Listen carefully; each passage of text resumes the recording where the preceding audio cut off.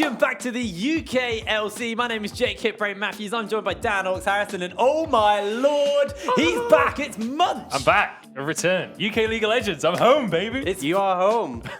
Good to see you. How's Vegas? Hot. Vegas was hot. Yeah, Also, very little League of Legends going on in Vegas. Yeah, so if you aren't aware, Joe actually went to Vegas. He tried his hand at card counting, won a ton of money, and Disaster. then lost it all. So that is why he's returned to the UK. I won thousands of dollars, but then it cost me that just to get one drink at the bar. So it all just went wrong. It's unlucky. The card captain didn't end well either. He's missing a few toes since the last time we saw him. It happens. Toes don't do much. I mean, they help you balance. Well, And some of these teams are balancing on the edge of relegation. I was some gonna- are balancing on the edge of making it just I was going to instantly make into a the joke about finals. Kiana. But there we go. You're definitely better than what I was going for. The right there. balanced team needs more toes. That's all I was going to say. Anyway, if you want to get involved in the conversation, not about Joe's toes, but you can if you want, head over to our Twitter at LVPUK to get yourself involved in the conversation. Make sure you use that hashtag UKLC. Not going to do it? Nah, No, okay. not about that life. I'm more of an act kind of guy. I mean, it's better than what you've been doing. You've just been sitting there. I've just been ignoring you. I'm not getting No, you dragged did, into your mess. you did the whole council thing. With the, That like, was council stylized. That had, that was classy. That was really trend-setting. That was mean- more for cosplay. That was borderline cosplay. I can see it's winding you up because your glasses are actually getting Yeah, steamy it's as we actually- talk next. It's I don't know what's going It's on. getting hot in here. If you want to get involved in that conversation, use that hashtag UKLC, and we try and feature your tweets on the stream. Like I said, it's Lee's job, man. He has to. And talk to us as well. Who do you think is going to win? Because we'll be talking about our predictions in a bit. But there's Twitter predictions on there as well. And also, you can say, which toes do you think Joe is now missing? Is it, his little toe, big toe? They vary in value on the black market, so we want to know your opinion. That's What how were he you paid for doing his in ticket. Vegas? That's how he paid for his ticket back. If you want to catch up on any of our previous videos, head over to the YouTube channel. I did deliberately shut up. LVP UK log. You can watch all of our previous videos and all of the goodies there. We've got patch notes going up. We've got Hitbrain's hot takes as well. Lots of cool stuff. Orcs' glasses are getting They're just steamier. steaming Do you so want me to wipe much. it for you, mate? No, it's fine. I can wipe. It's just How long? Getting how a bit long too have hot. you been wearing glasses, man? a while. And they've never steamed up like this. It's just get a bit hot It's in the here. feathers, mate. The Maybe. feathers. It's the- just Munch being back. You're so excited about Oh. Munch being back, but you're just steaming up right now. I'm nervous. I can't wait to get in some games. It's been a little while since I cast some League of Legends. I'm excited. It's Been a buzzing. year. Over a Buzzing, year. mate. Buzzing. I can't do that. No. You know that thing That where was- you click your finger? I know what Anyone you're talking about. I'm not remember going to He's attempt from it 'cause I can't. Newcastle. Of course he Mate. knows what that is. Yeah, I walked down the street and just like, Oh boy. We're actually working towards Twickenham, which is going to be our grand finals. And like I was saying, Fnatic or XL, potentially this week, could cement themselves a spot at the finals. If XL hold the tower, Fnatic physically can't catch up in points, which means XL qualify to stay at home because that's where they are. yeah, not very much traveling. It wouldn't be a ton for Fnatic either because they are based in London. Yeah. But still, to secure that spot in the live finals would be pretty hype. And last week on Twitter, at the end of the show, we did put up our unsung hero, who was Hjarnan, I believe, to get rid of your glasses. I just can't use them. In solidarity, I'll take mine off as well. I'll put mine on now. Hjarnan, the What a unsung dude. hero. What a dude. He played really well. I Look at like the that I like sexy the pose, the yeah. Jin pose with the mask. I want to know, we were talking about getting involved on Twitter. I reckon he looks a bit like Reckless in this picture. Yes, no? Let me know. Talk to me in Twitch chat. I want to poll the I audience. feel like you're going to here. upset some fans real big there. Bring it on. Bring it on. Flame me. Yeah, no, I think so anyway. But yeah, definitely an unsung hero though. Hjarnan, I mean, he's been in the... I feel weird without glasses on now. I just You can your put your back on, glasses You don't on. have to. It's just in solidarity, dude. It's like... never mind. I'll not make that joke.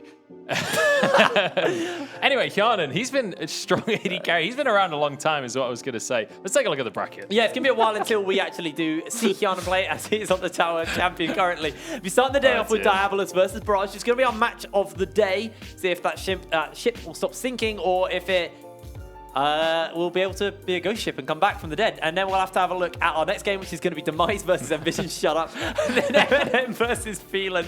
And rounding the day out with Enclave versus Fnatic Rising. We've got some decent matchups going up here. I have to take your word for whatever the matchups are because I'm just looking at them like, Yes. Why don't you put Munch's glasses on, and then maybe they'll stop. I think I'm getting too hot and steamy in here. I think that's why the glasses are steaming up. I need to cool down a bit. What you Do really the- don't do want to the look cheeky at is the t-shirt predictions. That's what you really don't That's want why to I be took looking my at. glasses off because That's why it's Oh getting boy, steamy. I am it's smurfing blurry it. enough for me not to be able to see my score, so I'm fine with this. Munch, you're doing pretty good considering it's your first day on the show. Me and 14 Twitter are tied right now. Yeah. And we've got the exact same predictions, so the odds of us separating are pretty slim at this point. If I so- squint enough, then I'm in first. yeah, and that's what matters. without glasses on, you're in first. I mean- Yeah. because you're at the top of the list. So No what one you there. do is you put your thumb over that second one, and then you say it's like a number order, and you're like, I'm first. Number 1 for number 1. I like it. Yeah. It's a good strategy. He doesn't even know what's happening right now. I can't see anything. I'm blind. How bad is your vision? It's not actually that bad. It's a bit rough. I can't Are you really long or make things out clearly. short-sighted? Short-sighted. I don't know why. There's like a fascination for people like me who don't wear glasses. There's always a fascination about like people who can't see. Like, what's it like? It sucks because you can't see anything. Yeah. That's kind of It's sort of branched on that. It does make me wonder for people who have no brain functions. How is that for you? Got him. Right. What's next? Oh boy, that was. Let's have a little look at our next match because I've just been burnt. We'll have to see whether or not Diabolus can burn down the remnants of Barrage here as our first match of the day. Is our matchup to watch as well.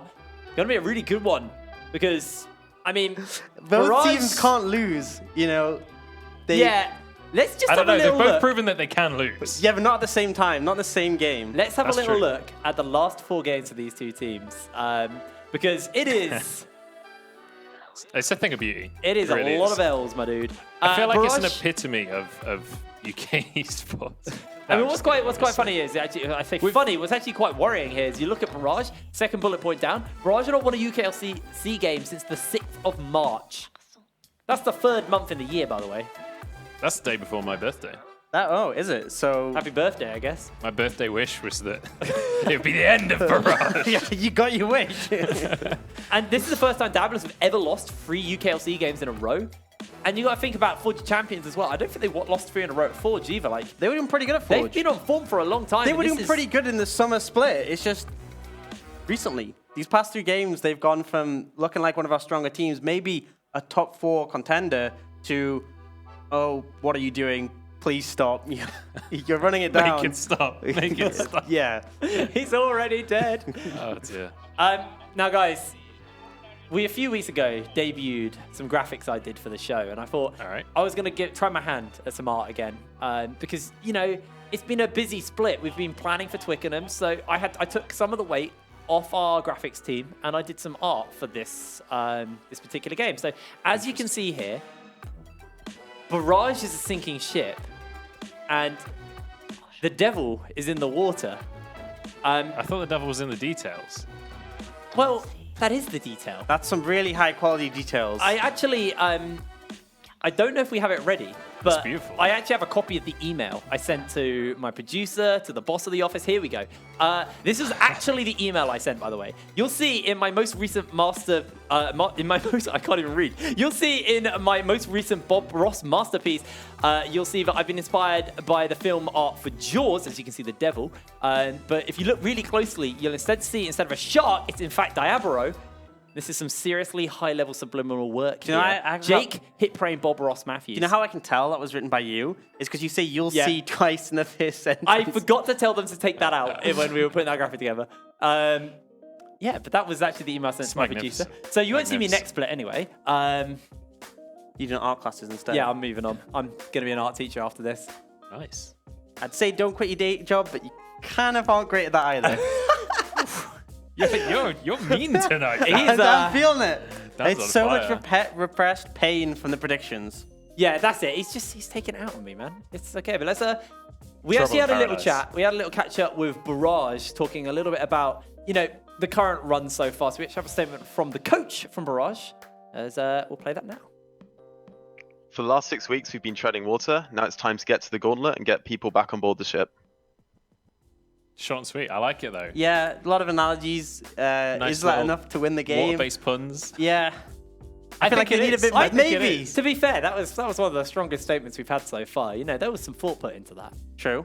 Yeah. But I'm I hoping don't know if they're trading water or just full submarine at this point, but we'll be finding out in this game. at the bottom of the sea was my current impression, just lying on the seabed. But we will see. Actually, I believe it was Diabolus who had a tweet about that. There was like a shipwreck in Minecraft, and they were like, "Oh, this is like our game later."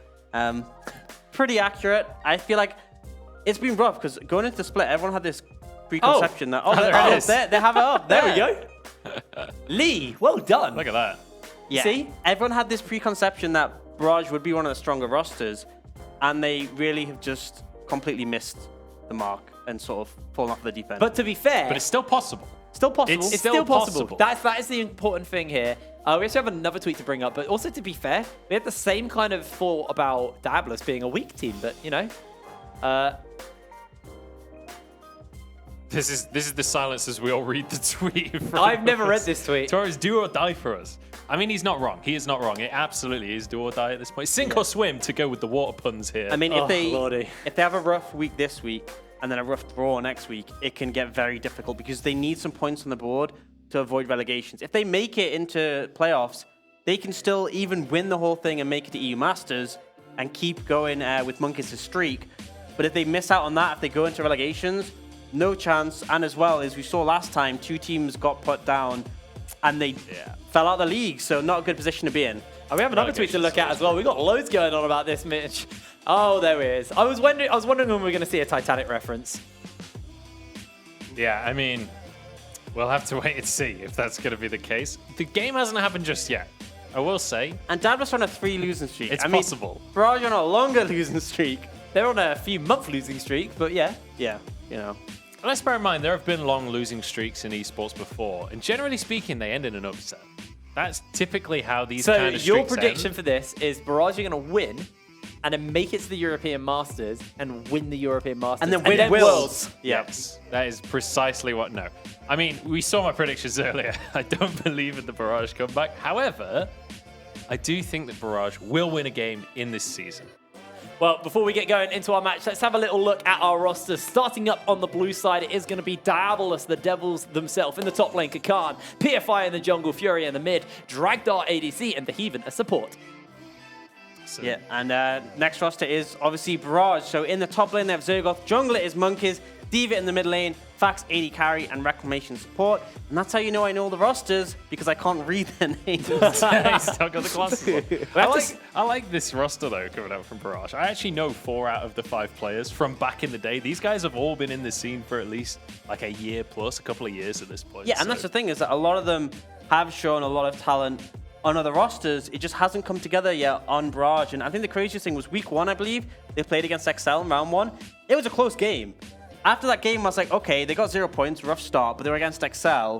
But I have hope for this Barrage roster. Other than Fnatic, they were probably the team who gave the biggest fight to XL in week 1.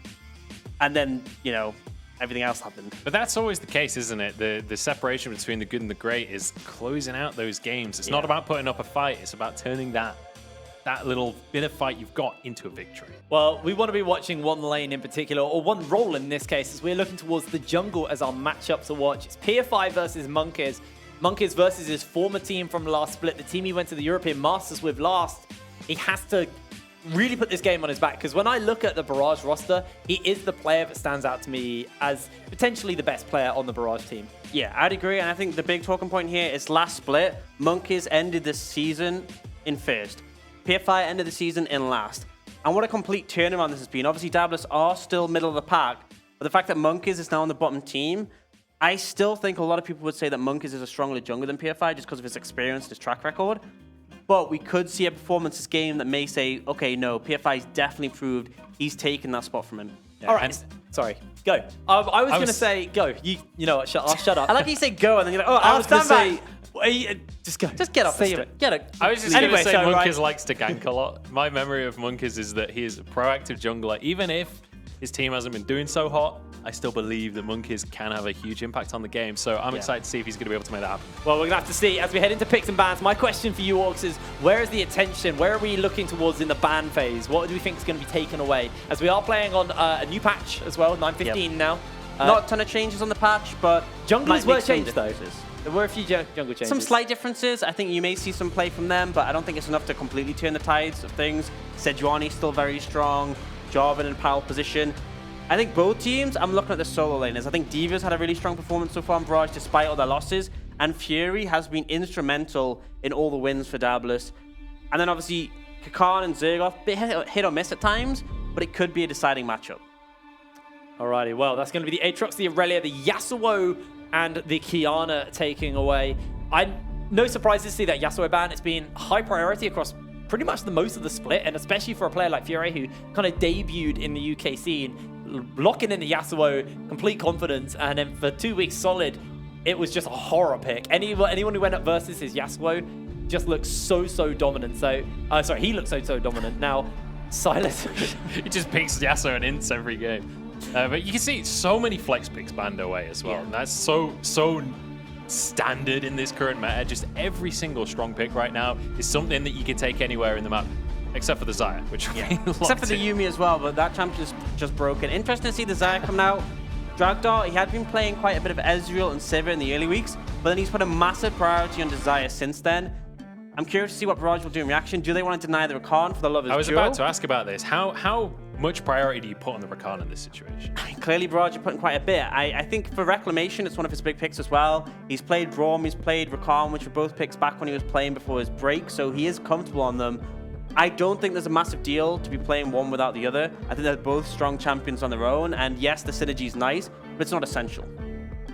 Well, it's going to be denied. Zergoth locking that one in for Barrage, but obviously that will go down to Reclamation. But the Azir, not a particularly surprising mid laner to be locked in. Not in the current state of the mid lane at the moment, but this does leave things like the Corki open as well. The Cassiopeia as well is another pickup we've been seeing into it. The Tristana is the key one. This has been this kind of new counter pick to the likes of an Azir, to the likes of a Corki, because you can just jump into their face and blow them up. Question for me is Fury actually comfortable, capable of playing this Tristana, as they are running the time down? It looks like the Heathen's going back to something we've seen time and time again from him. It's the Nautilus support, and now they're going to pick up PFI, Sejuani in the jungle. Such a tanky squad already. Yeah, a lot of tankiness, a lot of engage, a lot of comfort picks. PFI on the Sejuani was a big one back when he was on Darkspawn. The Nautilus is not only a good pick for the Heathen, but it's one that has suitable CC to lock down the Rakan, despite all his mobility. 64% win rate there for Sejuani as well within this league. So that is, it says a lot about... I was looking it up on the site you showed me earlier, and it's got pretty high win rate globally. It's been a very strong pick. I think in 9.16 they are looking at nerfs on it because of the power. And it also sets up Diabolus well because it synergizes so good with melee solo laners, which is something I know Diabolus, they particularly like to have a melee mid laner, and Kakan is liable to play something melee in the top lane. Barrage do answer with Monkeys on this Olaf, so more early pressure, the ability to avoid those stuns post 6. Interesting to see how much pressure you can allow with that, but means no AD carry picked. We could see bans away there. Barrage instantly started targeting that mid pool. Yeah, and I feel like things like either the Cassiopeia or the Tristana are going to be the next big bans here for Barrage, because they want to deny those things that are comfortable into the Azir. Fury, I'm curious to see what he wants to pick up into this Azir, what kind of like his answer is that's going to be the Sivir taken away from Fax. Barrage now running that time down. They're just thinking about what is the most important mid laner to ban here from the likes of Fury. I think if you're scared, they might prepare the Tristana. That might be a good one here. But also, Akali's open. It could have a lot of dangerous setup on the back of the Sejuani, and it is the sort of aggressive pick that Fury likes to play. It does struggle in the early stages, though, especially against an Azir, or if it does go towards that mid lane. That's going to be a brutal first few levels up against an Azir, because he can just completely control the entire middle of the map. Yeah, absolutely. I think one big advantage as well that Barrage have right now is in their next pick, they can take the AD carry. They already know what the other team's bot lane is, and then Diabolus have to reveal both their mid and top lane, which is why I think a pick like Akali would be strong, because you want to keep the flexibility and still have a lot of options available, so Barrage don't know quite where you're placing things. Something that's open still, a lot of priority on it, is the Camille. Can be played mid at top, is melee, so it sets up the Sejuani well. That could be a big problem for Barrage if it's picked up by Diabolus. Well, like you said, we're looking to maybe see Fax pick himself up at least an AD carry here. Goes for the Lucian. Mixing that Rakan, there's a lot of hard engage early, but if you do get caught out by a dredge line, especially if you're like a Reclamation on the Rakan, you are going to die. You are going to die so bloody quick. Yeah, but Lucian is difficult to hit, assuming that Fax plays it well. Like, yes. Because of that E, because of the relentless pursuit, you can dodge away from things like the Nautilus relatively effectively. And it's actually going to be a Xerath locked in here. There were changes this patch. If anyone didn't tune in just before the countdown, we actually played ourselves a little patch notes video. So he now has a flat 5,000 range at all points in the game on his R. So less later, but more early. This means that Fury is able to step out of the lane and impact the map from different parts, from closer to his lane. So he can easily move around and kind of look to set up for success for his team. They're also going to lock in that Karma top lane here. So see what Barrage want to kind of answer out with. Yeah, Xerath was the age-old counter to Zir. Outranges him, you can just poke him down from a distance and matches the wave clear. It's interesting because I thought Diabolus would go for very aggressive picks. Instead, they've looked for these more defensive, we want to scale up and be monsters late game. Yeah. It's not what I expect so much from Fury. Khan playing a ranged top lane isn't a massive surprise. And then the Renekton locked in for Zergoth. And again, in 9.14, it was changed. So his empowered W does just shred shields. So an effective pick into the Karma when it's put top lane.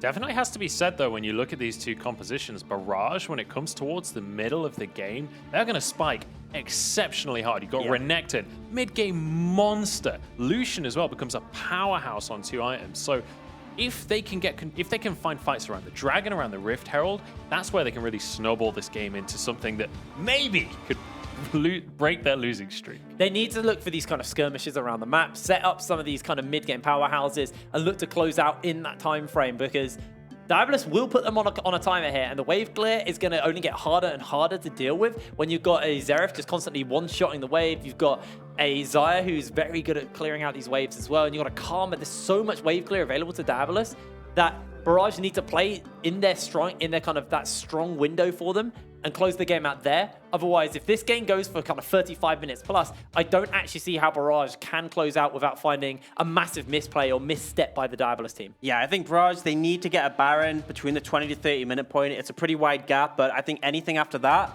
and the game is pretty much going to be over. You need to get that Baron, start taking objectives, get a sizable gold lead on the back of being able to cut down Xerath's wave clear with the empowered minions. If you don't find that window, you will just get out of scale. It's going to be so difficult to deal with. Renekton falls off, the Olaf falls off, Lucian falls off.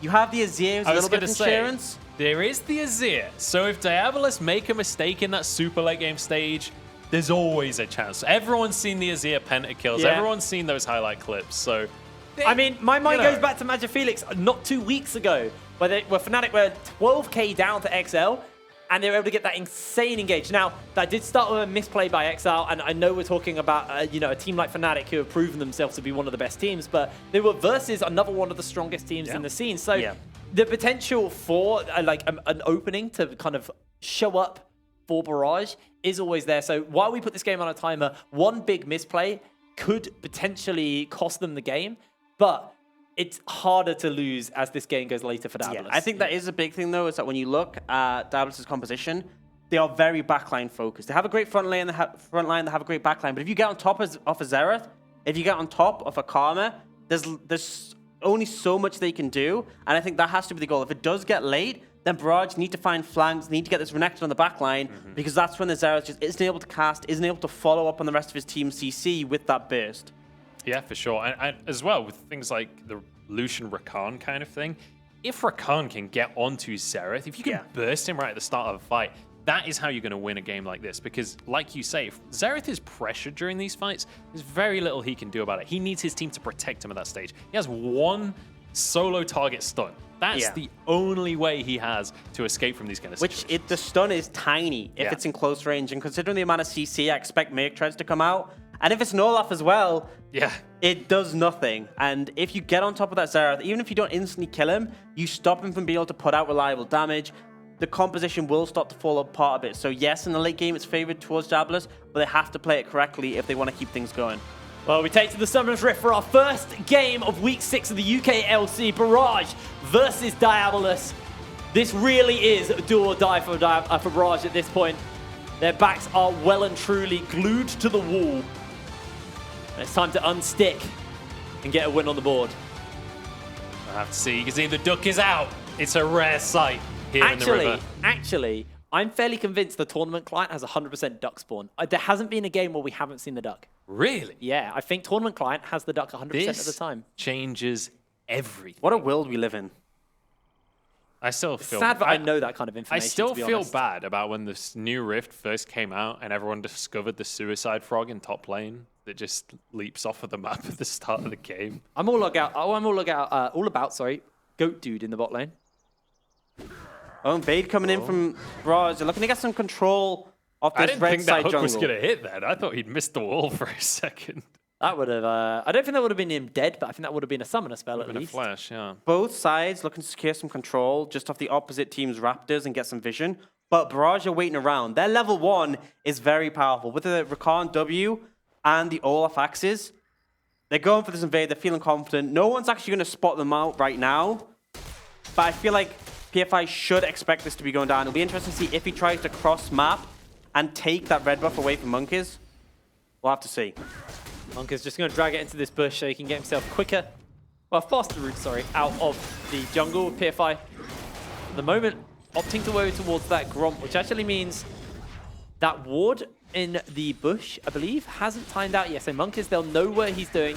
They'll see him on this side of the map, and Monk is already fairly low on mana. This is how Olaf kind of jungles early, spams a lot of abilities, so does drink for his mana bar fairly quickly. So this might give time for PFI to head over and steal that camp away, but D.Va shoving the wave in mid lane means Monk is fairly free just to quickly take the shortest route in and get himself his red buff. That's a full route free buff start, Yeah, this is a massive hit because one of the big things is the red side jungle offers so much more XP than the blue side. Those 3 camps get you to level 3 just from clearing them. It's not the same for the blue side jungle.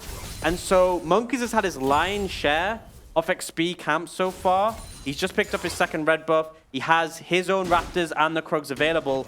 He's in a really comfortable position. And the thing is, PFI, his only option to get something back is to try and invade Monkeys' blue side. But right now, that'd honestly be suicide. That's a big hook on the Reclamation. He's already low and ignited. The feathers have been called and Reclamation flashes away. Summoner spell down. Yeah, very dangerous situation for him there as well. And dangerous situation in the top lane as well. When you look at this matchup, you immediately think, oh, Karma instantly has an advantage, right? Ranged, very high harass. Like, Oh, no! Here we go. Heathen has to jump out. No way he gets away with that. How on earth does Reclamation walk away with his life there? He had, what, 20 HP when he got out of that fight? Insane. The early route from Nautilus is very short. Dragdor flashed in but couldn't find his own. And in the end, it's actually pretty favorable because yes, Reclamation's flash was down already, but Dragdor just burnt his in return. And with Monkeys being so strong right now, he's about to head over to his blue side and start clearing that. You have to be very concerned about a bot lane gank. This is the one strong lane for Diabolus currently, though. You look at everywhere else on the map, mid lane shoving in. Yes, they're equal in CS, but top lane also shoving in and harassing Kakan away. Remember the changes to Renekton are really big into this matchup now. He bursts the shield, applies the stun, then the damage with his empowered W, which means Kakan, the shield is relatively useless if Zergoff has half a bar of rage. And I want to finish what I was saying about this matchup as well, because like in that little trade you saw there, that's exactly how you expect this lane to go, with Kakan just harassing Zergoth away. But when there's enough minions around, if Zergoth can get his double dash through the minions, if he can get onto Kakan with a lot of rage available, his W does so much damage with a full rage bar. Kakan will be absolutely deleted if he mispositions, if he gets himself in the wrong situation. And the big tool as well is the mantra, having that ultimate available. You can use the empowered route, it heals yourself. Here it is. Good trade from Zergoth. He doesn't have a chance to use any abilities there. But yeah, the mantra, the empowered W, means that any trade Zergoth goes for, he'll get rooted and you'll heal up on the back end. So playing around that cooldown is pretty big for Kakan. You can see now, the shove is coming from Zergoth. He's just going to have to farm on the tower, and now Zergoth will look for that. Actually, I was going to say he's going to look for the recall. He's just hiding in the bush right now. See, the key thing, actually, he's also running the Conqueror instead of press the attack. So typically we've seen a lot of press the attack. But because he's into a Karma, he knows that she's pretty good at kiting and keeping these fights for an extended period of time. He wants the Keystone, but will give him the longer trading power versus the Karma as well. So I actually quite like him taking that Conqueror into this particular matchup. I wouldn't be surprised if he wants to punish the 1v1 matchup. If he rushes the Spear of Sojin very early, it allows him a lot of all-in pressure from his ultimate, but it does mean his team fight power isn't quite as effective if he gets locked down for the duration of that Spear of Sojin. A Black Cleaver would benefit him more if he does get CC'd up by the likes of PFI and the Heathen. Well, you can see the first Drake of the game is going to be that Ocean Drake as well. So we could see some decently early pressure towards that Drake. It is one of those that the earlier you get it, the more benefit you get. In that laning phase, Ocean Drake regen for both health and mana can be so influential, but especially when you're running these mana-heavy mages in the mid lane. Yeah, absolutely. The health regen big as well, going up against the poke coming out from Fury and Khan. Both teams would benefit from it. We see the BF sword instantly come out from Zergoth, so that just suggests to me he's going for that Spirit of Sojin once you're in pressure. And then returning Kakan is going towards the tank Karma build, opted for the Sheen and the cloth armor, will be going towards the Iceborne Gauntlet. Just gives more safety against Zergoth. Let's go for a bit of a trade-off there. The Tether will actually be used in Kakan. Now he's able to just pressure Zergoth out. Zergoth, no teleport available, did just lose half his HP, but I think that's his last stack on his potion as well. It's really rough, actually, because he's gone the BF sword up against the Sheen from Kakan. He also has that cloth armor. Unless you have the opportunity to all in, you're going to just take more damage on the back end because you'll take all the ability damage and the Sheen procs as well. The biggest thing, though, is just that he's staying even in that lane. He's not allowing himself to be bullied. But here we go. Ocean has been started here. 2,000 health remaining. And PFI hanging out on the other side of the wall. Sees better of this situation. It's going to allow that to go over. Monkeys takes it with the smite. Well, last week we had some pretty impactful Drakes. Lots of Infernals, lots of Mountains. It's double Ocean for our first game of the day here in week 6. And it would have been a ballsy move to have gone in to try and contest that Drake. Bot lane was not in particularly the position they want to be able to roam. D.Va was already set up in that river as well, so it would have been a hard contest. But it just shows Diabolus' win conditions. They don't need to contest these early dragons, particularly when it's an Ocean. They're looking to scale up. But second Dragon Ocean as well, when you're dealing with so much poke from Diabolus, and when sieging might become a massive thing later on, getting a double Ocean is pretty nice to be able to secure. We'll have to see if Diabolus feel ready to take a fight like that. I don't think it'll be smart, and that's a lot of damage. Oh lord, he is so much damage to him, but that's that. This is classic ranged versus melee top lane, right? Ranged melee goes in, gets a good amount of damage off, but then on the way back out, the ranged character manages to harass and return the damage, so ends up being an even trade. Yeah, and I think this is one of the versatile things about the Karma, is the fact that she can go the AP build, which is good into other ranged top laners, or this sort of tank Karma build to deal with things like Renekton that get up in your face. We saw that time Zergoth was able to get out a better trade because he had the empowered Q to go. I would love to see Monkeys head up towards that top lane because honestly, if he can keep Kakan relatively low, if Kakan uses he's hit on Heathen. Reclamation's on top of a ward, the depth charge gets used, he's just going to deliver it, knocking them both up. PFI throws down the ulti, that's first blood picked up by the Heathen. Diabolus with a solid start in the bot lane. Look at that, reeling him in. Love it from Heathen. And he's got the perfect champion to represent that as well. Here we go, Monkeys going towards the top lane though, alongside D.Va. This could be a dive. Fax narrowly dodging the anchor right there. And it looks like it's going to be top for bottom trading. Exactly what you said as well. If you play this Lucian right, you're really slippery. You're really hard to pin down. And Fax now is able to clear out this wave. Does lose 2 plates, so it's a bit of gold given over, but let's have a little look at this play once again. I mean, as soon as the level 6 in, you know the communication's there. Heathen's been calling for it. As soon as you'll choose, there's just nothing you can do. You know you're going to get CC'd. Great follow-up. The ult into the auto passive. The only unfortunate thing there was that the Heathen got the kill. It didn't go on to Drive Dart, but they locked Reclamation down so perfectly, and you have to because he had flash, he has all the mobility in his kit, very tight windows, and they made sure it was closed so he wasn't able to escape there.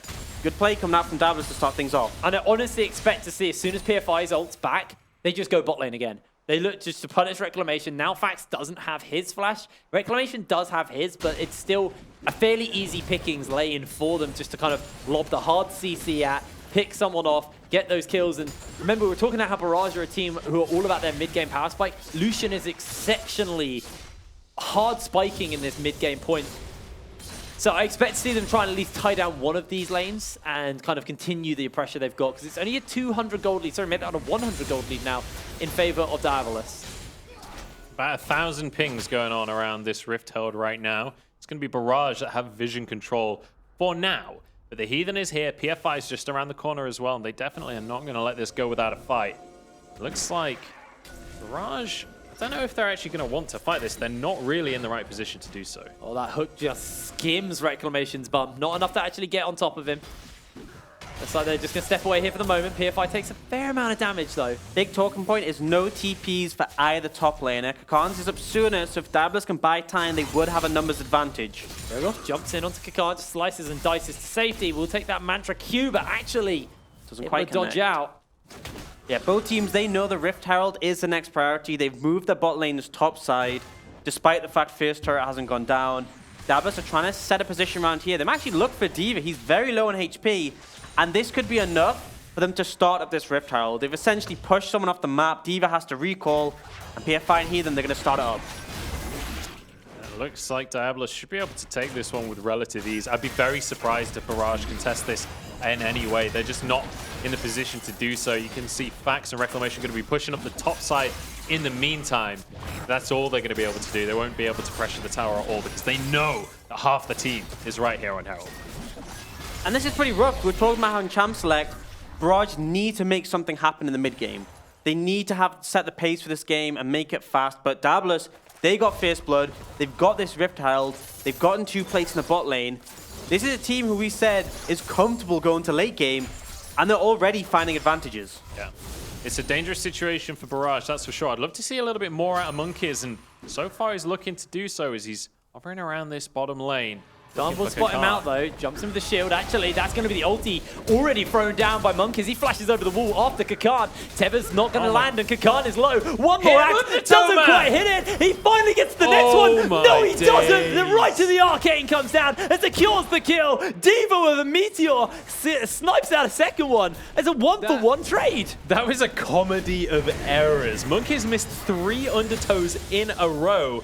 And then D.Va actually failed his dash as well. In the end, it's a 1-for-1 trade, but my goodness, that could have been so much worse. That was a comedy, all right. Monkeys, he threw a short undertow. You should always throw it as long as you can through them. I don't know if it's a comedy or a tragedy because this is Reclamation jumping in. Fax comes over the wall. Zergoff pops his ultimate. A great Glacial Prism will pin Fax in place for the moment, but PFI able to make his way out. And Diabolus do disengage from the onslaught of Barrage. Yeah, and the big thing there is, I believe, because the Herald charged ahead of them, they forced them away from getting that tower plating gold. So, although they didn't get much apart from a couple of flashes, they did deny some gold over the side of Diabolus. And also, they've set themselves up positioning-wise for this Dragon. Zergoff and Monkeys were in the area. They forced everyone back from Diabolus, which means Monkeys can quite comfortably solo out this Ocean Drake. The Comet's coming on through. I mean, it was just, Monkeys made so many mistakes there, and then the fact that Kakarn was just sat there on the tower and just didn't respect the fact that D.Va could head over. Literally just, I think he was shopping when the Comet hit him. Both teams could have played that a lot better, but in the end, they are still keeping it pretty even. There's a free plate given over to Zergoff in that bot lane as well, as he's approaching that Spiritosion fairly quickly as well at this point. And he started to build up yeah, CS. I think he has enough gold now. He started to build up a CS lead recently over Kakarn. He has just escalated. We saw in the laning phase he was very even, but he's pulled ahead now.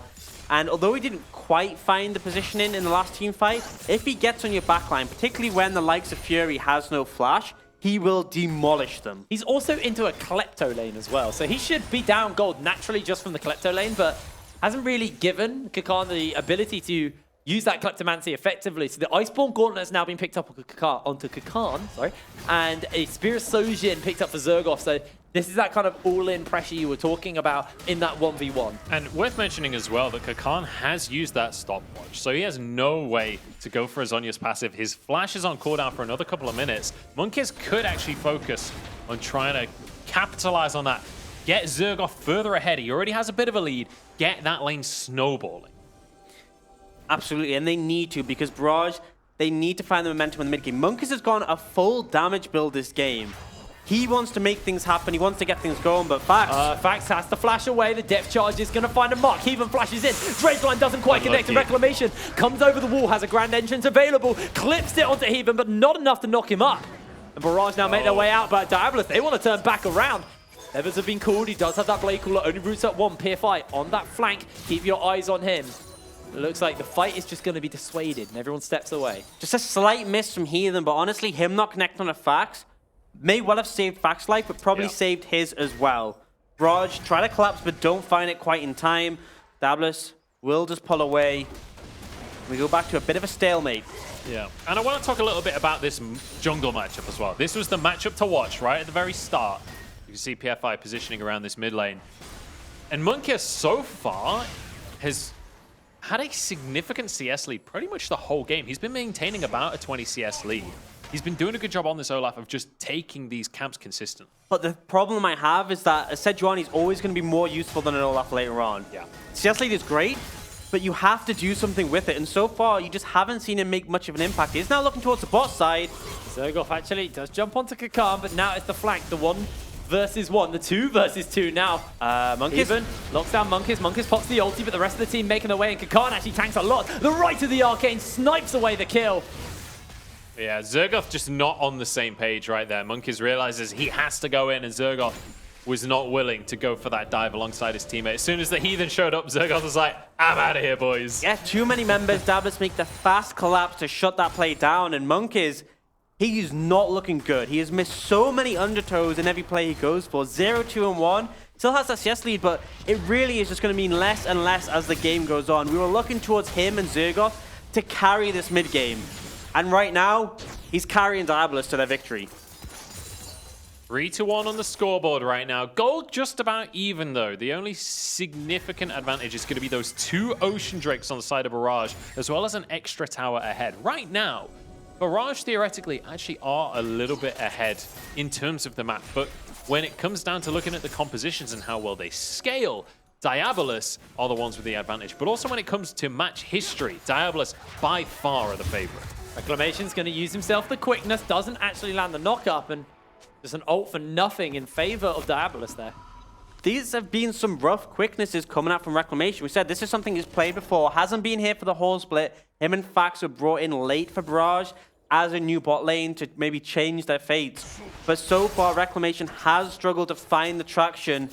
His previous game, I believe it was up against Excel last week. His previous game, he had a very rough matchup on Rakan. I think it was 0-6-0 at one point.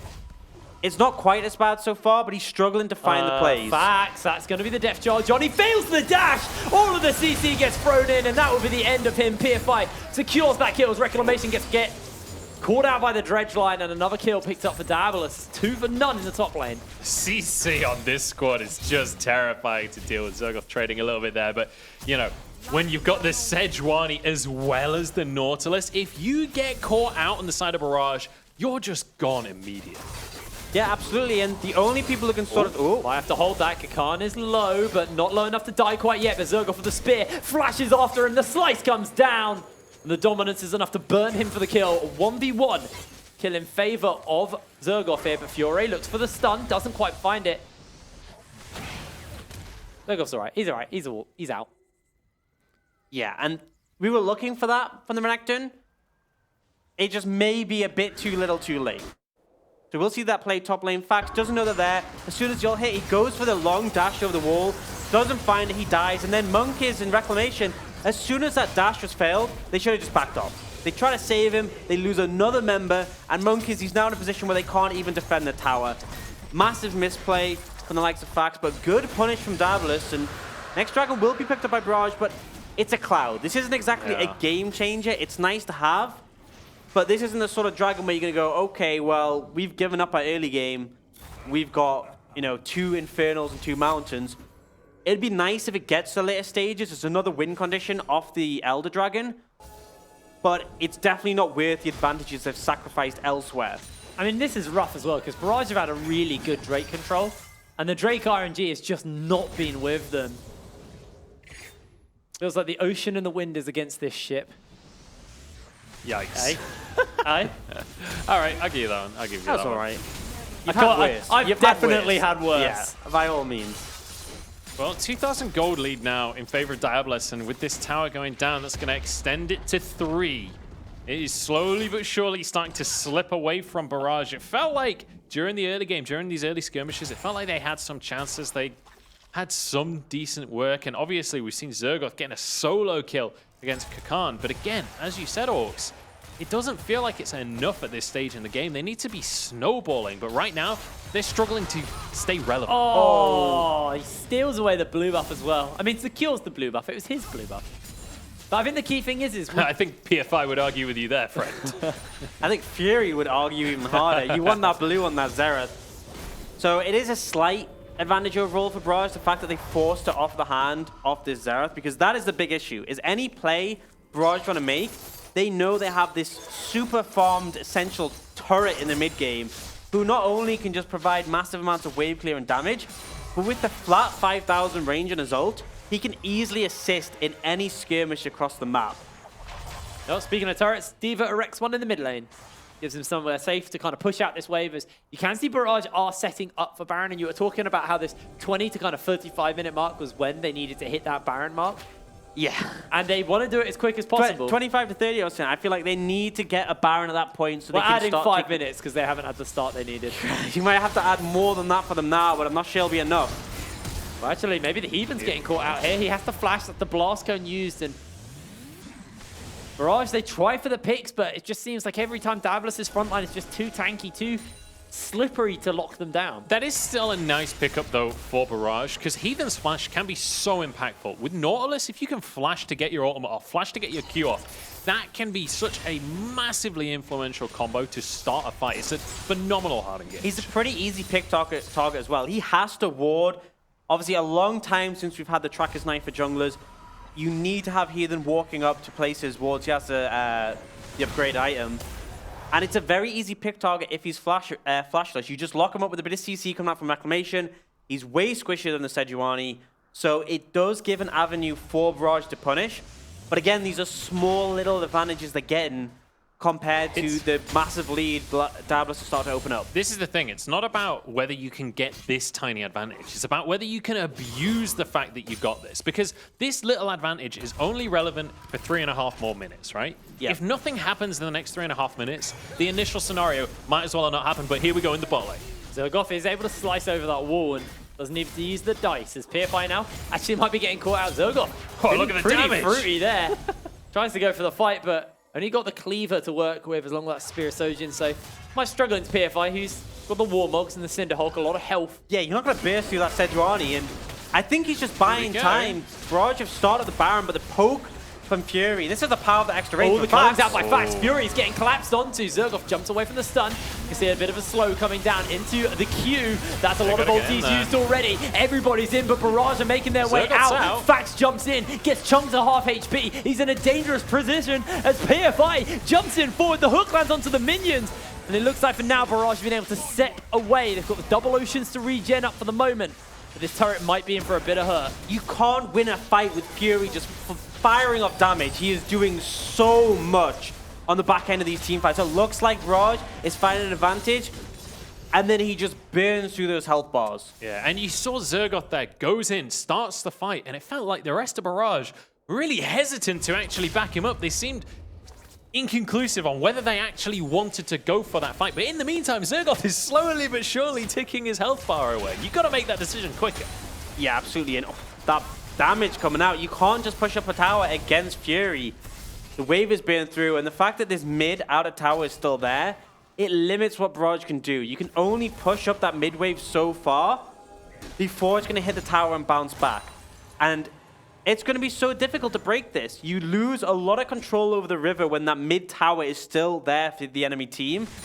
And I don't see any way they're going to be able to stop Fury from protecting it unless they find a flank or unless they somehow manage to sneak this Baron. And with that ultimate available and the Scryer's Orb, it just feels like there's no real situation where Diabolus should let Barrage sneak this Baron. I mean, I actually really like the attempt at the Baron there from Barrage. The fact that they get Zergoff to go pressure in the bot lane, force a fight with PFI as well. Like, you know the jungler is far away. Go for the attempt. Maybe they don't check it, right? Maybe your opponent misplays and you just get gifted that Baron and potentially you can snowball the rest of the game off it. I like the idea, just didn't work out. Yeah, it's like Dr. Strange said. They saw 14,605,000 futures. That was the one where they won this game when they snuck that Baron. Because otherwise, it's not looking too great for Barrage. Yeah, it definitely could have gone worse, though. At least they didn't lose any health, lose any life, any players from that one. You got there in the end. I got there in the end. You've been cussing with me for Nobody what, died. 25 minutes, and you've already got my... Don't put yourself down like that, mate. I said Predition, I think, instead of position earlier. Looks like Zergoff, half HP versus Kakan. This is the range versus melee matchup, my boys. Oh boy. And this is going in the direction of scaling, is that Kakan is able to hold him off, clear through the wave. Zergoff's all-in potential isn't as high. And look at the items that Kakan has built. Athene's only benefits your teammates. Ardent only benefits your teammate. The stats are nice, but he built them to offer more to his team, and yet he can still hold Zergoff up.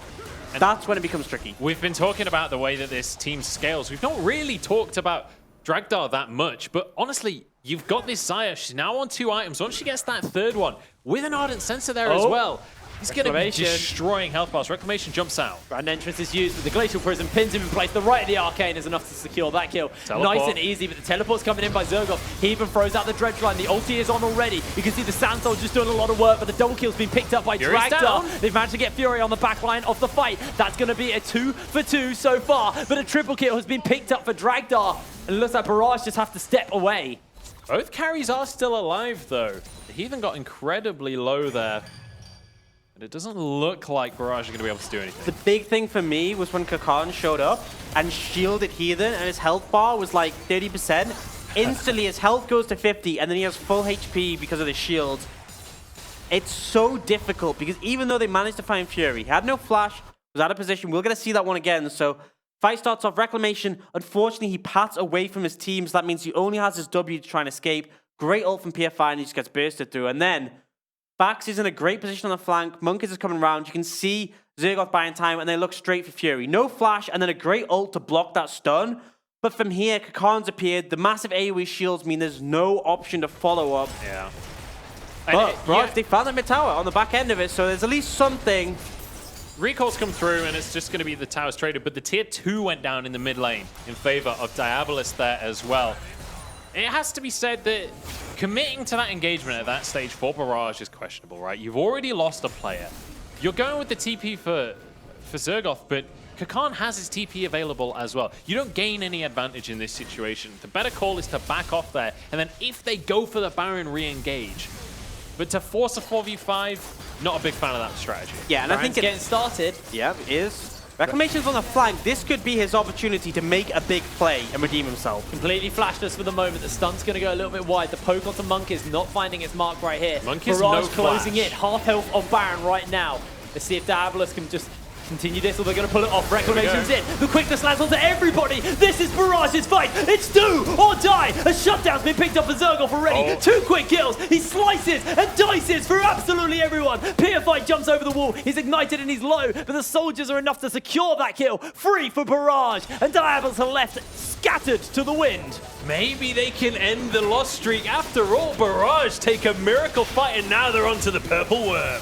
Yeah, ult shots coming in from Fury. He's trying to find some kills here, but I'm not sure it'll be enough. Double Ocean definitely going to help them out in this situation. You can see the regen coming in.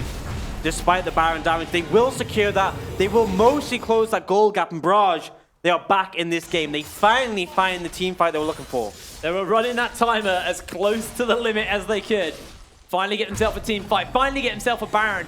But they are still down 200 gold. It's what they do with this Baron to extend that lead now. And let's talk about the items right now as well, because you can see Zergoff, 3 full tier 3 items on top of his boots. You've got D.Va in the mid lane as well, 3 full tier 3 items. These carries are starting to come online, and you can see Fax almost picking up that Infinity Edge as well. We're getting really close to kind of the absolute pinnacle that Barrage's composition will be able to get to. And at that point, it all goes downhill. So we need this next couple of minutes to be explosive for Barrage. They need to get things done. There are 3 outer towers still available.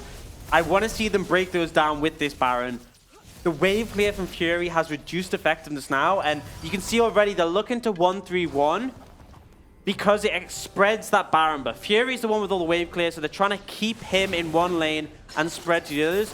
The issue is, if someone gets caught out alone, if Zergoff oversteps or another ult hits onto Reclamation, that could be the end of their Baron push. I mean, also look at Fax keeping the Baron buff on that cannon for as long as possible.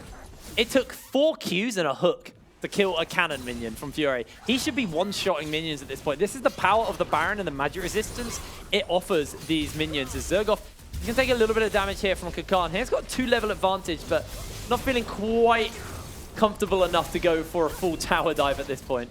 That's a big thing as well, is that Zergoth doesn't have any lifesteal in his build. So any poke he suffers from Kakarn, it's there to stay. He will be able to get this tower, however, though. Kakarn is starting to run low on mana. And actually, I was saying about the sustain, the double ocean coming in clutch here to help him heal up. And his Q as well will be able to give him sustain. That's 2 towers going down because of this Baron buff. Good use of the Baron so far. But I really want to call out Zergoth here as absolutely the MVP for Barrage so far this game, because even though the early game didn't go that well for him, or for the whole team, Zergoth has constantly been pressuring Kakarn. You expect Karma to be able to withhold this lane a little bit better, but Zergoth has been so on point. He's been pulling PFI to their lane. He's been consistently pressuring, and it's meant that Diabolus haven't had the freedom to just roam around the map like they would have wanted. Yeah, absolutely. And you can see This might be that by Zergoth. He can jump in onto Kakarn. Hasn't quite got the damage to stick onto Kakarn right now. Too close to a minion wave. Kakarn fairly tanky as well at this point with that Iceborne Gauntlet. Baron will be running off fairly soon here for Barrage, and that's the last outer turret falling outside of Diabolus' base, and using this Baron very effectively. And again, this Dragon RNG for Barrage has been so brutal, because once again, they're in the position where they can take a Dragon. It's another cloud. They've got 2 oceans and 2 clouds. If any of these were mountains, if any of these were infernals, they'd be in such a fantastic position. Yeah, it would be a lot more impactful. They are benefiting them here by all means, especially against the poke. But the big thing is the fact they managed to get the Baron. They are looking to push on the base. I don't think they quite have enough to break through. The Baron is probably going to expire before they take any of these inhibitor towers, but they definitely put themselves in a good position off the back of this. They can back away, pick up that Cloud Dragon, and then the next Dragon will be an Elder. 4 Dragons to 0 is definitely something you want to be able to have going towards that. Unfortunately, no Infernal, no Mountains, but you will absolutely take a 4 Dragon Elder buff, and it gives Barrage their late game win condition outside of the Azir carrying. But I mean, if anyone's going to carry, you look at the items on that Azir. He has the Rabadons, the Morel, the Nashes going towards a Banshee next to survive the poke from Fury. His damage is just monumental. I have to see if your Death Note is enough to turn this for Diabolus now at this point. We'll have to see. And it's worth saying. I bet on well. Barrage, so. Exactly. That's True, your Death Note. yeah. Yeah, true. If they break through it, they break my case as well. That's how it's. Probably not. We'll see. I guess we'll have to wait and see. I just want to put one last note about the dragons as well. Yeah, people often kind of underestimate the power of a Cloud Drake. When you have 2 of them, or even 3 of them, it actually can really impact the late game stages. When the next Baron is up, if teams have to recall and rush to try and get to a Baron in time to contest and things like that, Cloud Drake can be such a huge impact on that. Well, Diabolus are actually just barreling down this mid lane. There's another thing that we haven't actually hit on, is the side of the bracket that Barrage are on. If they get this win, they go up versus either Envision or Demise in tomorrow's semi-finals. What that essentially means is there is a potential for Barrage, if they can find a win here, to actually really claw themselves some serious points back and actually slingshot themselves out of the relegation zone. Yeah, they could even make it as far as 3rd. That is the crazy thing to think about. This team, who have not taken a single point so far in the summer split, could make 3rd on the back of a good week this week and a solid week next week. But this game still needs to be won to get there. And yes, they're ahead right now. Yes, they managed to secure that Baron, but it's not over yet. Fury has picked up that Rabadons, will be pumping out a ton of damage. And you can see Drags are edging towards that 100% crit point, and Isaiah is monstrous in the late game. Well, Diabolus definitely have the advantage later on in the game, but I am all aboard this Barrage hype train right now. I want to see them break this loss streak. They've got the Fed Azir. They've got a Renekton that is tearing up his lane. I want to see them turn this into some solid team fights. Baron's going to be up shortly. This is their opportunity to break that loss streak and fight for their spot there at Twickenham. I don't want Orcs to be right, but God, I want Orcs to be right. I want this Cinderella story to happen so badly here. As you can see, Diabolus now grouping up in this mid lane. Zergoth now with a GA, Cleaver, Sterix, Spirososian. This dude is ready to fight. We'll have to see if Barrage are willing to take that opportunity. We'll have to see if Reclamation can find a big ulti again, because remember, the last big teamfight win came off a 4-man quickness by that man. You see pings coming out. I think Zergoth might potentially look for a TP flank, and I think you need one. If you look at the power of the shielding now on Kakarn with that Rabadon's picked up, if you just try and go front to back, you will lose. Yeah. If you just try and build through the Sejuani, you will Oh, lose. a lot of damage comes onto in. Reclamation. He is out of there. Jumps out of the grand entrance. The right to the arcane. It's being dodged now by the flashes. Reclamation doesn't make away from the last one. The hook's going to connect. That's the end of facts. The new bot lane is down. And what a pick for Diabolus. They used everything at him.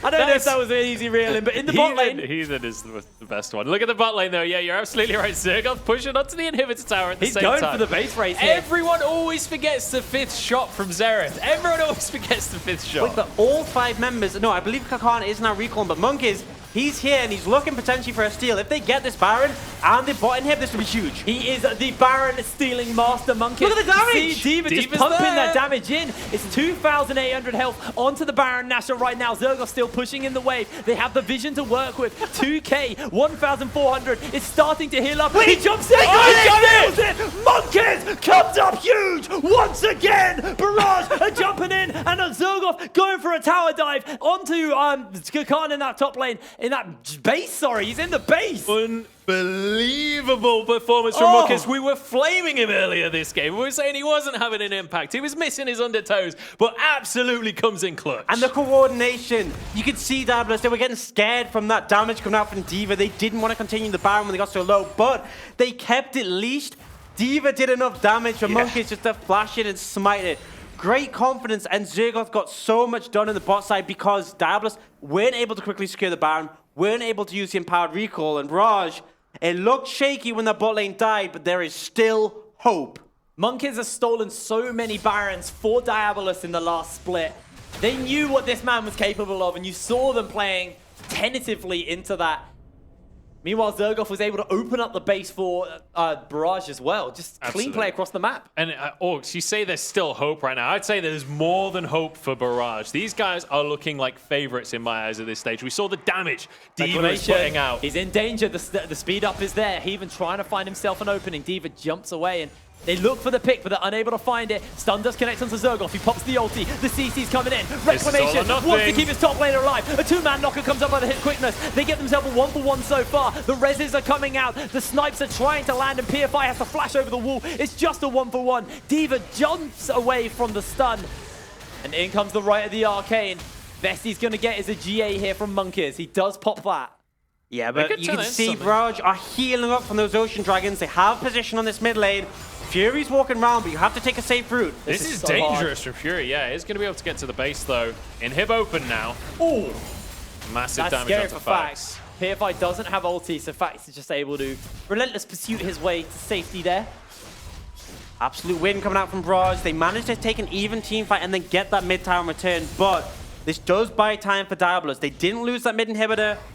Dragdor's able to head to base and then clear up those bot waves, and Elder Dragon is on the map, and already PFI is trying to establish some control in this area. 4 dragons to Barrage, 0 for Diabolus. For one team, this Elder Dragon is a massive tool which could win them the game. For the other side, it's just a denial. Both teleports available for our top laners as well, but we are getting to the late game team fight stage now. You can see Dragdar has so many items in his inventory. He's going to be destroying carries if he lands those autos onto them. Reclamation. Well played by him to hold that second E, not to knock up Fax. Is the depth charge now used by Heathen, which is pretty big here. Elder Drake's going to get started up. Diabolus know this is really the scariest point of the game for them. That's going to be the right of the arcane used just for a bit of poke here. Tries to force them off. That's 2 pretty big ults down, though, for Diabolus. They still want to take this fight, though. PFI, this is his redemption. So big. If he can position the soldiers correctly and Diabolus walk onto them, that could win the game immediately. Both of these teams playing with bated breath right now. This Elder could decide the game either way. The reset's going to come forward here, and PFI now, he's going to start to tank up a bit. Zergoth slides in, tries to get the damage down, but he's in for a dangerous position. A lot of poke onto him. Reclamation comes in with the shielding. A lot of shielding on the side, but that's going to be an instant deletion onto Heathen. The culling's been used. PFI is being melted through. Monkeys with a double kill. This is going to be the Elder Drake for them. Barrage, the ship is not sinking yet. Yeah, and they are looking straight towards that open inhibitor bot. There's only the squishy carries available for Diabolus. They are running towards there, but they might get corralled in. Diva is so strong, and he's looking to end. The regen from the many, many Ocean Drakes buffs on them right now. Here we go, onto the Nexus Towers. Barrage arising from the depths. Can they do this? Can the submarine become a glorious battleship? Not quite yet. The Right of the Arcane is sending them packing back towards their base, back towards home. But they do take a mid lane inhibitor as their prize. Barrage walk away with the Elder Drake. They can be pretty happy with the current state of the game, but they can't breathe a sigh of relief quite yet. And Diabolus just aren't finding the team fights they need. Their backline just feels so unable to do anything. They're distance away from the likes of PFI, and there's just no damage coming down. They're so scared to get in range of Zergoth or D.Va. They're so scared of that shuffle that in the end, they just sit and they just kite backwards, and no real damage is put down. Dragdar has 4 crit items. Fury has 4 massively powerful AP items, and yet the damage they did in the last team fight was not really influential. Most of it was the poke before the fight even started. Unless they can get Fury reliably landing damage in these team fights and Dragdar able to auto-attack for a good portion of it, they will not find their way back in this game. And another condition, actually, which Diabolus have to keep in mind is that double GA the Barrage have will both be coming up fairly soon at this point, which means you have to get 7 kills to win a team fight effectively. And it's just a waiting game because Baron's coming up soon. They have the pressure mid and bot from those inhibitors being down. They just need to buy time and they'll be in a comfortable position. This is why Diabolus, they want to push up because they know time is not on their side right now. With the Baron coming up soon, they need to find some space on the map. Even itching. Absolutely itching to find himself that key hook, that game-saving hook here for Diabolus. This could be the 4-game losing spree for the team who haven't dropped this many games ever in the UKLC. That actually could have been the win moment right there for Diabolus. Fax was not with the team. They didn't have vision of him. They didn't know he wasn't there, but if they could have started an engage, that would have been a 4v5. But now D.Va with Elder Dragon buff is going to be absolutely melting through health bars. He is full build at this stage. If his Banshees can come back up before the fight, he is the guy to keep your eyes on. Watch those Sand Soldiers. Watch that engage. Ulti goes wide by PFI. D.Va takes a little bit of damage from the Q. That's the quickness reclamation. Wants to find his opening. The depth charges onto him. Onto Fury. Throws out the culling. In comes Zergoth into the middle of the fray. You can see Monkeys jumps into the heap as well. D.Va jumps down. That's 1 quick kill. Already picked up a Dragdar. It's a 1-for-1. Zergoth launches in. Jumps up. This is Barrage. This is it. Fighting back. Fighting back. They are under the water, but they come up top and they look for their first win since March. Barrage come up absolutely massive. These clustered team fights are perfect for D.Va, perfect for Zergoth. He is an invincible crocodile and he wants this win. We said the crocodile would fall off in the late game, but Zergoth has not let that happen. He crushed that team fight and Barrage are going to crush the Nexus. Submerging from the depths, arising from the depths. Barrage get their first win of the summer split. Unbelievable performance coming out from Barrage. Unbelievable, they break Jeff. this streak. They break Unbelievable, Jeff. They did it for Jeff in the end. I think they did it for you as well. Let's be real here, man. They saved me from the kiss. I needed that win, but what a game. There was a lot of, I mean, we said in the early game, we didn't think it looked great. The fact that Diabolus had the pressure, had the control, and we were like, you know, Barrage, you're supposed to be the ones in charge.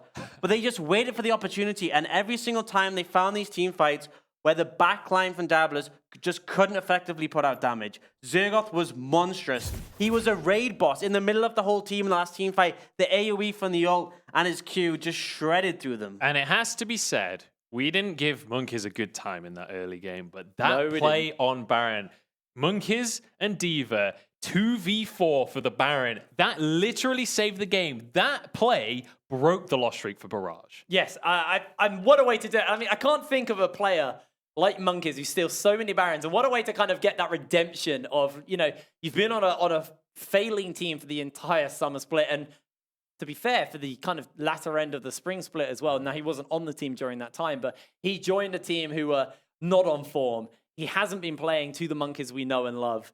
And then suddenly he goes, you know what? I'm really good at this. I'm not very good at hitting axes, but I'm really good at hitting smites. Yeah, I think I saw a comment in Twitch that my favorite one is he can't hit axes, but he can hit smites. And he does it once again. The evidence is right before our eyes. Monkeys takes this one home. Phenomenal performance. But the entire Barrage team, I think, going to be super happy with that win. They're going to move forward in this single elim. And that's the key thing. They're now out of the round of 8 for the first time in the summer split.